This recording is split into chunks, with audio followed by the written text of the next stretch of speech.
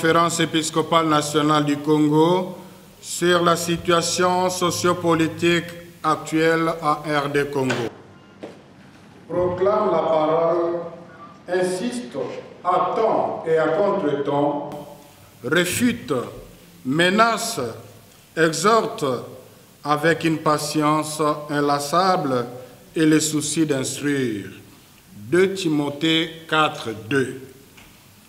Mis par sa foi et sa sollicitude pastorale, interpellé par les attentes du peuple congolais, encouragé par la résolution 2348 du Conseil de sécurité des Nations Unies et par amour de la République démocratique du Congo, notre pays, la Conférence épiscopale nationale du Congo, CENCO, n'abandonne pas le peuple congolais et ses aspirations les plus légitimes, surtout pas en ces temps de crise.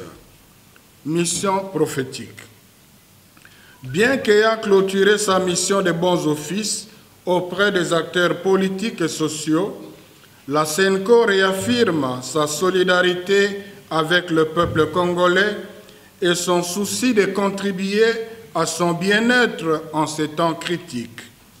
Ainsi, en conformité avec sa mission prophétique, elle est décidée à accompagner le peuple congolais dans la mise en œuvre de l'accord de la Saint-Sylvestre pour avoir assuré la médiation dans les négociations et engagé sa responsabilité morale. Cet accord, salué par tout le peuple congolais, a été en plus sanctionné par la résolution 2348 du Conseil de sécurité des Nations Unies qui souligne qu'une mise en œuvre complète et rapide de l'accord du 31 décembre 2016 est essentielle pour appuyer la légitimité des institutions chargées de la transition, exprime son plein appui à la médiation conduite par la Conférence épiscopale nationale du Congo, demande instamment à toutes les parties prenantes nationales de poursuivre la concertation de manière transparente et ouverte et de coopérer avec la conférence à cet égard, et prie le secrétaire général de fournir un appui politique à ces efforts conformément aux dispositions de la présente résolution, notamment usant des bons offices. Numéro 7. À cet effet, réuni à Kinshasa le 20 avril 2017, le comité de suivi de la CENCO, chargé de négociations politiques directes entre les acteurs politiques et sociaux de la République démocratique du Congo, s'est penché sur l'état actuel de la mise en application de l'accord politique global et inclusif des centres interdiocésains. Respect intégral de l'accord. Il sied de rappeler que l'accord de la Saint-Sylvestre a été motivé par la nécessité de trouver un consensus global sur la cogestion du pays par les parties prenantes après le 19 décembre 2016, date de la fin du deuxième et dernier mandat de l'actuel chef de l'État. Signé le 31 décembre 2016, cet accord historique a l'avantage de contenir plusieurs acquis dont l'application ne nécessite pas un arrangement particulier. Notamment, A. Le chef de l'État ne briguera pas un troisième mandat. 3, 2, 1. B. Le président de la République reste cependant en fonction jusqu'à l'installation du nouveau président élu.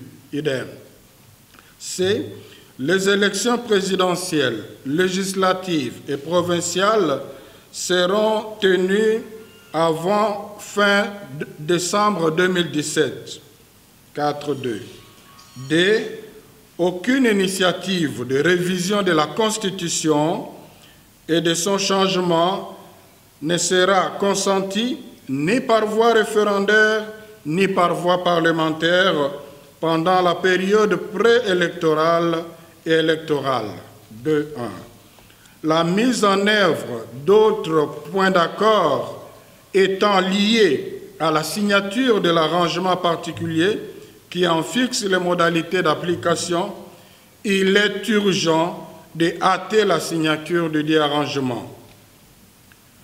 Dans son discours sur l'état de la nation, le 5 avril 2017, le chef de l'État s'est engagé à trouver une solution aux 2 points de blocage de l'arrangement particulier, à savoir le mode de désignation et nomination du Premier ministre, ainsi que la présidence du Conseil national de suivi de l'accord et du processus électoral CENSA.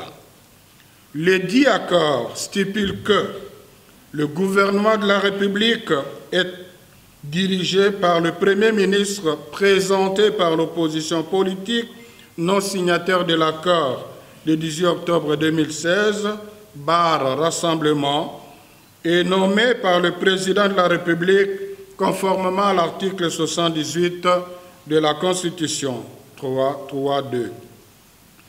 La SENCO déplore que les consultations entre le chef de l'État et le chef de délégation du Rassemblement aux négociations, au terme desquelles allait être nommé le Premier ministre, n'aient pas eu lieu. Malgré tout, un Premier ministre a été nommé. Ceci constitue une entorse à l'accord de la Saint-Sylvestre et explique la persistance de la crise. Quant à la présidence du CENSA, le président de la République, dans son discours susmentionné, en appelle à l'accélération des tractations au sein de la classe politique en vue de la désignation d'une personnalité consensuelle devant présider cette structure. Force est de rappeler le contenu de l'accord à ce sujet. Le CENSA sera présidé par le président du Conseil des sages du Rassemblement, 5.2.2. En vue de surmonter les blocages sur ce point, la médiation de la SENCO avait proposé de concilier la lettre et l'esprit de l'accord, c'est-à-dire que le président du CENSA provienne du Rassemblement, mais qu'il fasse l'objet d'un consensus.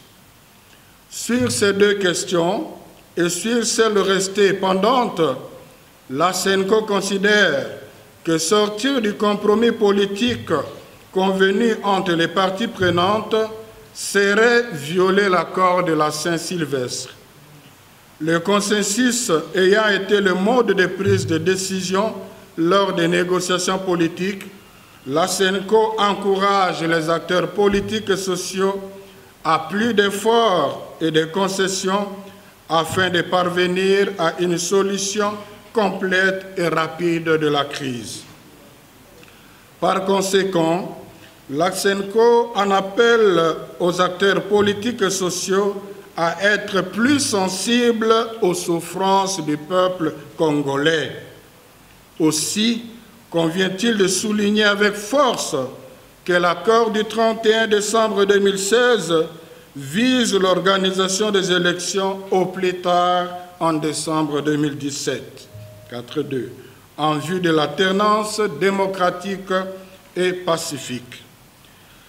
Dans l'accord du 31 décembre 2016, un chapitre a été consacré à la décrispation du climat politique, notamment par la libération des prisonniers politiques et d'opinion, le respect des droits humains et la réouverture des médias.